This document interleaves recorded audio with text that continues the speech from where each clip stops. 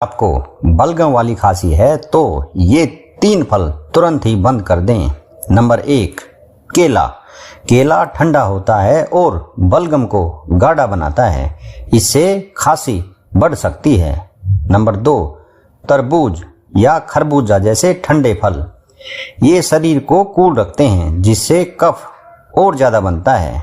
Number 3, संतरा, मौसमी, अनानास जैसे साइट्रस फल, क्योंकि इनमें एसिडिटी ज़्यादा होती है और कुछ लोगों में इससे गला और ज़्यादा जल सकता है।